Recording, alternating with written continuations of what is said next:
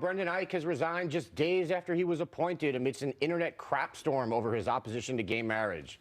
Employees at Mozilla had called for his head over a $1,000 donation he made in 2008 in support of California's ballot initiative to ban gay marriage. Also earlier this week, the dating site OkCupid urged users to stop using Firefox, Mozilla's web browser. Ike, who invented JavaScript and helped start Mozilla in 1998, said, quote, "Under the present circumstances, I cannot be an effective leader." As interim CEO, Mozilla has hired an executive from Apple. I believe we have tape of him. A quality control executive. Tucker, you were leading the calls for Ike to resign. You were all over this. Are you satisfied? You got your pound of flesh? Yeah, because I want to keep to that standard. Anyone who opposed gay marriage in 2008 should not hold significant public office. Such as? That would include Hillary Clinton, who, unlike Ike, who never said word one about it until this was revealed. I mean, he never took a public stand. Unlike him, Hillary Clinton was out there against gay marriage in 2008. The vice president voted for the Defense of Marriage Act, which Hillary's husband signed. I mean, if you're holding to that standard, like, everybody's guilty. We should remember that in the middle of the Cultural Revolution, I think. Yeah, I believe our alleged president would even be guilty of that. I believe he would. Yeah. Jedediah, Mozilla's chairwoman apologized for making Ike CEO in the first place. She said, quote, "Our culture of openness extends to encouraging staff and community to share their beliefs and opinions in public." If that's the case, then why was he forced to resign? Why was he forced out then? Yeah. And they acted like he was discriminating against gay people. Right. I mean, it'd be one thing if he was trying to institute policies that discriminated against them. He wasn't doing anything of the sort. This is a guy who had an opinion, like everyone else, about an issue.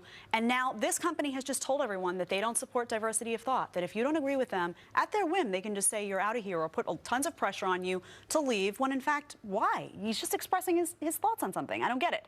Well, okay, Buck, let me follow up on that. He's the CEO of the company. Is it okay that he has his own political views, or given the position he's in and that he's the face of the company, is there more to it? Yeah, it would be okay if we're in this country called America, but it's feeling less and less like that now, and I think we all know why.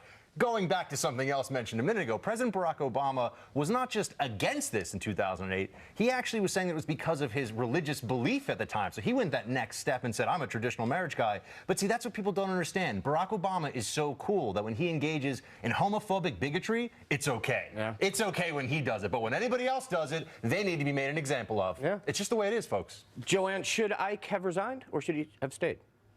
He really didn't have a choice, I think, at this point. And it's really unfortunate. I'm like so conflicted in this because I'm a huge supporter in the human rights campaign. And I started when I found out that people could be fired from their jobs or be denied a job because of their sexual orientation.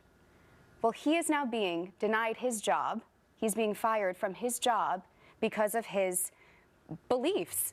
So really, these human rights advocates should be just as appalled by this as if the tables were turned, don't you think? Well, to play on that point, Tucker, Andrew Sullivan actually wrote that he's worried that the LGBT movement is becoming no better than the anti-gay bullies, as he put it. Is he right? So Andrew Sullivan, who writes about this stuff for a living, had no idea there was an intolerance streak in the gay rights movement. Just like no idea, just hadn't noticed it until today. I mean, good for him on the one hand, but also, I mean, come on. This has been going on for a long time. We sort of crossed this line, I don't know, a couple of years ago, where it wasn't just about tolerating other people's views, it was about punishing people for not sharing yours. He was witness to that. I wish he'd spoken out long ago, but I guess, welcome But, to a lot of things can change in 6 years. Your views can change. 6 years ago, I voted for Obama. I don't believe that. Whoa. Oh, wow. I just lost all of my followers. I don't know if we could be friends. Yeah, I was going to get Ben, our producer. We'll edit that and we'll drop that, right? I'm just saying, just replace Obama with start saying swear words so we can cut this out. Or whatever. I pledged to sorority 6 years ago. Why not come out, though, and say, this isn't our official position, what he said. The company, this is not the company's official position, but we at this company respect the rights of everyone to have an opinion. So we're not gonna force anybody out because of that. Okay, well, hang on. Here's my take on why people are viewing this differently, and both sides on this are kind of talking past each other. I think it depends on your mindset regarding gay marriage. If you believe that gay marriage is a civil rights issue similar to something like, say, interracial marriage, then opposing it in your mind is beyond the pale of civilized discourse. And if the CEO of a company had given $1,000 to a proposition that wanted to make interracial marriage illegal, we probably wouldn't even be debating this. The guy would be out of a job. Everyone would agree that's beyond the pale. But if you believe that gay marriage is not a civil rights issue on par with something like interracial gay marriage, then this looks like a witch hunt. And you can believe that even if you are pro-gay marriage, or as you said, if you are in general pro-gay rights, but understand that, you know, but believe that people can have differences of opinions as far as gay marriage.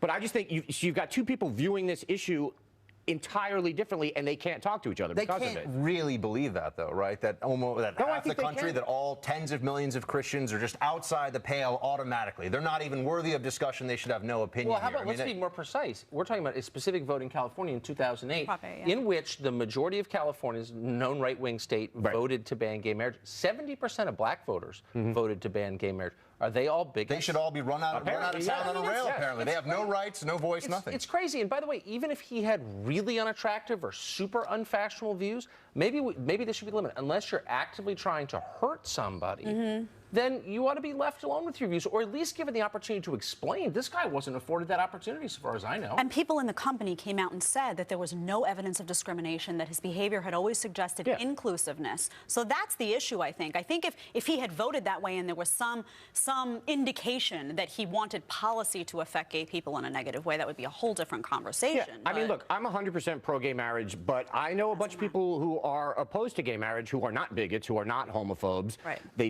believe that marriage is a union between a man and a woman, and that's what it should be. And they might favor civil unions. They may not even favor that.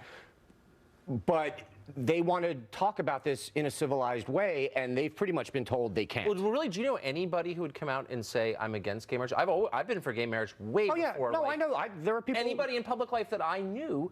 And yet, I have to say, they're pushing me in the opposite direction. This level of intolerance is making me think, wait a second, is this really about the right to get married? Or is it about something else? Is it about influencing other people's lives, forcing other people to conform? This is a progressive impulse. This is going to be expanded, by the way, beyond just gay marriage if it doesn't stop now. They're going to use this for things like the environment. We're all going to drown and die unless we deal with climate change. Did you vote against climate change legislation? There's really no end to this. You have a table, it seems, of people that support gay marriage and look at this and go, stop being a bunch of little torquemadas. It's gross. Yeah. I would say also, though, Andy, on both sides of the aisle, when you bring up social issues, there seems to be an inability on both sides, no matter where you stand, to discuss anything with civility, I've noticed. Yeah, I don't disagree with that in a lot of cases. Mud fights. Yep. All right, one down, one solved.